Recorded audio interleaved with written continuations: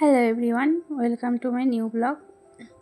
তো তোমরা সকলে কেমন আছো? আশা করছি খুব ভালো আছো। তো প্রত্যেক দিনের মতো আজকেও ভিডিওটা শুরু করলাম আমার বেডরুম থেকেই।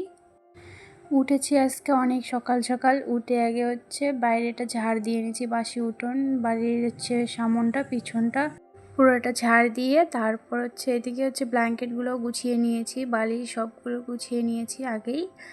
তারপর মেয়েকে একটু খাইয়ে তারপর বড় মেয়ের কাছে দিয়ে আমি চলে আসছি বাকিটা গুছিয়ে নিতে। তো এই যে প্লাস্টিকটা তো উপরে বিছিয়েছি, নিচে বেড কাভারটা তো একটু না এলোমেলো হয়ে গেছে নিচেও, তো একটু প্লাস্টিকটা সরিয়ে ভালো করে নিলাম। উপরে তো প্লাস্টিক আছে, এই প্লাস্টিকটা হয়ে আমার অনেক কিছু সুবিধা হয়েছে। মেয়ে তো ছোটো মেয়ে, তো নাহলে নোংরা হয়ে যেত খুব তাড়াতাড়ি। তো প্লাস্টিকটার কারণে একটু নোংরাটা একটু কমই হয়।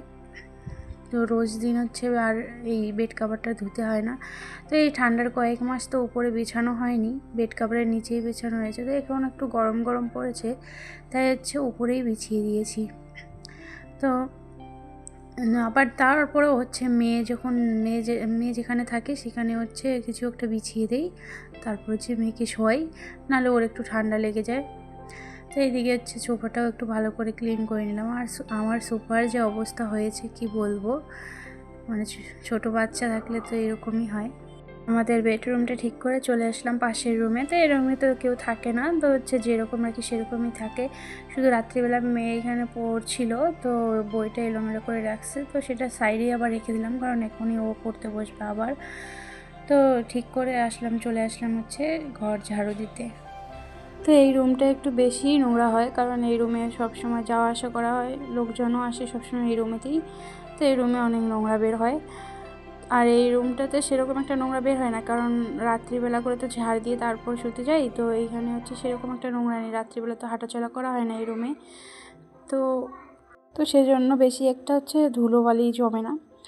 তো ঘরগুলো ঝাড় দিয়ে তারপর চলে আসি একদম কিচেনে। তো একটু গ্যাস ওভেনটা ক্লিন করে নেব ভালো করে। তো রাত্রিবেলা তো ক্লিন করা হয়, রোজকার মতো ক্লিন করে থাকি আমি।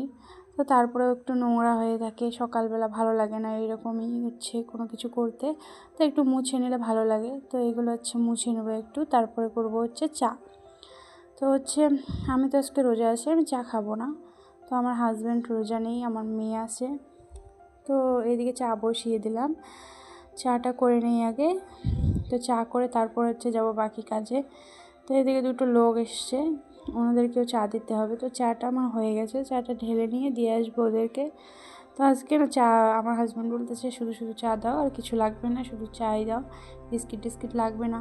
তো শুধু চাই ঢেলে নিচ্ছি, চাটা দিয়ে আসবো। আমার মেয়ে খাবে, হাজব্যান্ড আর দুটো লোক এসেছে, ওরা খাবে চা। তো চাটা করা শেষ, তারপরে এদিকে একটু কাজ করে নিয়ে তারপরে এখানে চলে আসি একদম রান্না বসাতে সকালের। তো সকালে খুব বেশি কিছু করব না, সকালে জাস্ট ভাত বসিয়ে দিলাম, আর এদিকে করব সজনে ডাঁটা দিয়ে ডাল, আর কিছু একটা করে নেব ভাজি বা সিদ্ধ। তো সেই জন্য সজনে ডাঁটাটা ভালো করে কেটে নিচ্ছি। তো এই দিন অনেকগুলো সজনে ডাঁটা নিয়ে আসে, আর আমার এমনিতে তো পছন্দ না সজনে ডাঁটা। তো এদিকে রান্না শেষ হয়ে গেছে সকালের আমার। তারপর একদম গেছিলাম জামা কাপড় কাচতে। তো এদিকে আমার নাইটি, তারপর মেয়ের কয়েকটা জামা কাপড় নোংরা হয়েছিল। তো এগুলো তো সেরকম নোংরা হয় না, তো তারপর রোজ রোজ কাচতেই হয়। তো এগুলো কেচে দিয়েছি, আর এগুলো মেলতে আসছি ছাদে। তো রোদ তো উঠছেই না কদিন থেকে ভালো করে রোদ উঠছেই না। আজকে একটু রোদ উঠেছিল হালকা, উঠে আবার চলে গেছে। তো এদিকে কেচে দিয়ে একদম ছাদে চলে আসি আবার। তো এখান থেকে চলে যাব, মেয়েকে স্নান করাতে হবে। একদম বিকালবেলা চলে আসলাম আবার রান্না করে, ছোলা বসিয়ে দেবো ইফতারের জন্য। তো ছোলাটা বসিয়ে দিয়ে বাকি কাজগুলো করে নেব। তো এদিকে দেখো আমার ছোলাটা হয়েও গেছে। তো এদিকে দুধ বসিয়ে দিয়েছি, আর এইদিকে শাক ধুয়ে রেখেছি রেডি করে। এইদিকে ফুলকপি আলু গাজর রেখেছি। এদিকে মাংস করব, তাই পেঁয়াজ রসুন কেটে নিয়েছি। তো এইদিকে আমাদের ইফতার শেষ, ইফতার করে একদম ছোটো মেয়েকে খাইয়ে ঘুম পাড়িয়ে দিয়েছি। আর এদিকে আমি চা করে নিয়ে আসছি, চা আর চিড়ে ভাজা। আর বড় মেয়ে বসছে পড়তে। তো আজকের মতো এখানেই শেষ, দেখা হবে অন্য কোনো ব্লগে। সকলে ভালো থেকো, বাই বাই।